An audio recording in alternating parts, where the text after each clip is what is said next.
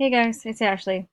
So I chose to do my project on Fostering Resilient Learners, Strategies for Creating a Trauma-Sensitive Classroom by Kristen Sowers with Pete Hall.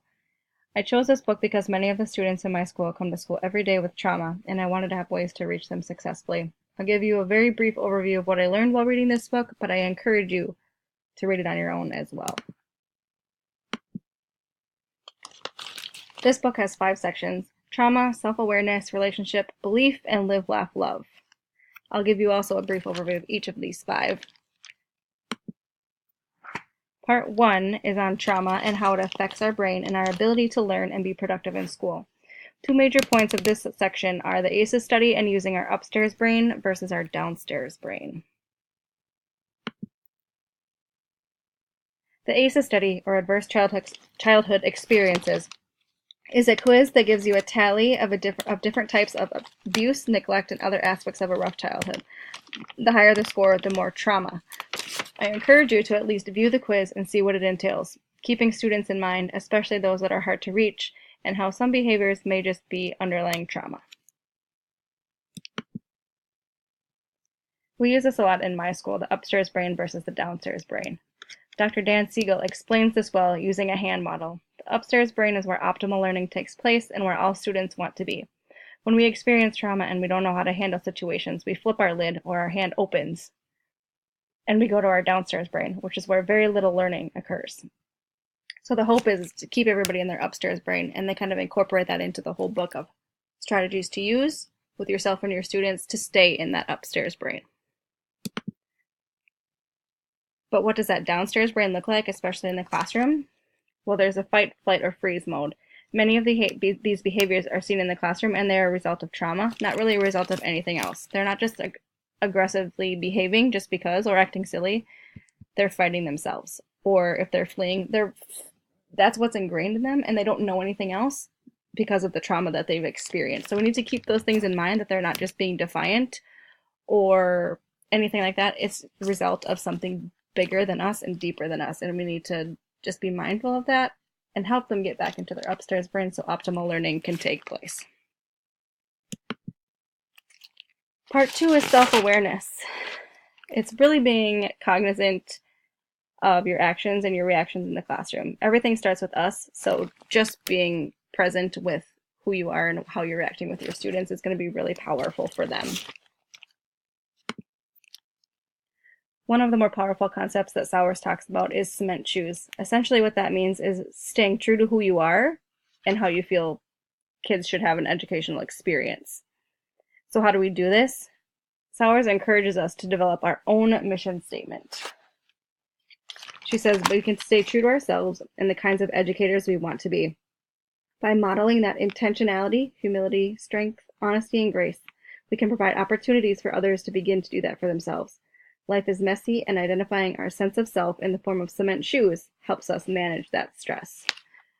So she really encourages all educators to come up with their own personal mission statement. These are just a few of the questions that she presents and prompts people to use when coming up with their own mission statement. Answering these questions and kind of putting it all into just your own statement is just really important.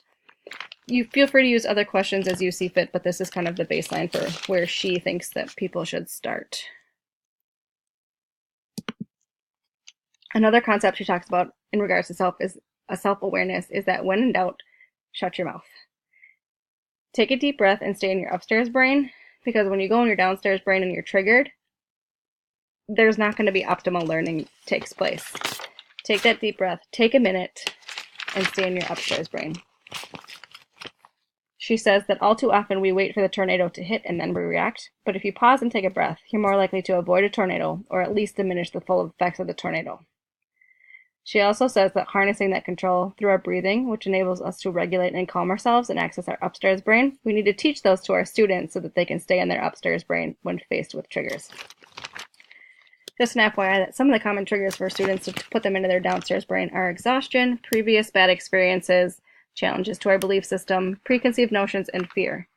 Being aware of these triggers and cognizant of them in ourselves and our students really helps us to stay in our upstairs brain and keep our cement shoes on the ground. This also correlates with the habit number 5 from 7 Habits of Highly Effective People. really seek first to be understand and then to be understood. We need to understand that our students first, we need to understand them first in order to help them better. She says that our need to tell isn't necessarily their need to listen, and our need to be understood shouldn't trump their need to be understood. Being cognizant of their triggers and staying in our upstairs brain is pivotal for being self-aware for our students. The third part of the book is building relationships with students, which to me personally is the most important aspect. Building a relationship with every child is essential to their success. I want you to think about the relationships you have with students. Are there ones that stand out as more powerful than others? Were these the easy kids? And what attributes did those kids possess that helped you build those strong relationships? Also, think about the teachers you had that influenced you. Did you have a strong relationship with them as well? And how much of who you are as an educator is based off of those relationships? Every student needs a teacher they have a strong relationship with. Pete Hall says the first 7 seconds of our interactions with every student in our school should be brimming with enthusiasm, joy, compliments, or some sort of friendly manner. If you're not doing that in those first 7 seconds, you're not setting kids up to be successful. So make sure that your first 7 seconds are powerful. Also, they talk about doors versus windows. What this essentially means, don't just go for the door every time that you have a problem. Find those windows and find those other ways to connect with those students and build relationships so that everybody can be successful. Part 4 is on belief and believing in yourself. All educators should believe that their students will do great things.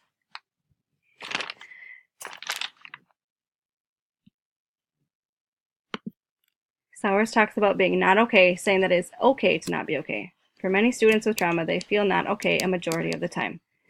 They will often set low expectations for themselves and diminish the idea of being successful. We need to help them believe in themselves and rid themselves of negative self-talk.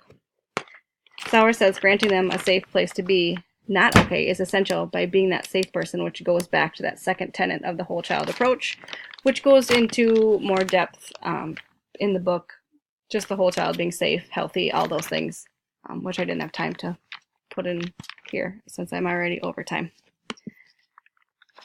Another big thing that she talks about is fear. Are we driving our bus, or is fear? When fear drives our bus, we get nowhere. It's important to learn to deal with stress and develop tools to manage that stress so that we always stay in our upstairs brain and don't let fear drive. Really quickly, the last part of the book is on live, laugh, love. It's 3 key ways that help teachers manage stress and really stay in their upstairs brain so that they can be the best version of themselves. So grace, cookies, and self-care are those 3 areas that Sowers talks about. Grace, just giving yourself some credit.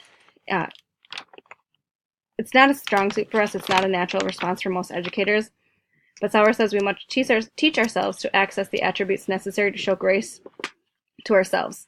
The chart on the screen are a few examples of how we can turn blame into grace and just give ourselves a little bit of room to wiggle. Cookies is also power of praise. So give yourself some cookies or give yourself some praise. Those are really important things. And Sowers correlates it back to Carol Dweck's mindset. She says that praising effort, encouraging resilience, and supporting the belief that intelligence is not fixed will do more for children and adults than by simply complimenting characteristics they cannot control. This has been proven to be a handy reminder when my son spills his milk. I guide his thinking away from unclumsy and towards I can clean this up and pour a new glass, and it's empowering. So using that mindset to do more praise that's more beneficial. And the last one is self-care, which is essential to avoid that dreaded teacher burnout. Take care of yourself in all areas of health, love, competence, and gratitude. Kristen challenges all of us to do the self-care challenge for 4 weeks. This is kind of an outline of it. You can read it, do it if you'd like, but she says it's really empowering if you do it. You put all this stuff together into everything that you do in your classroom, and you're going to reach those trauma kids even more. Being positive, being helpful, staying in your upstairs brain, being mindful of those kids with high ACEs scores.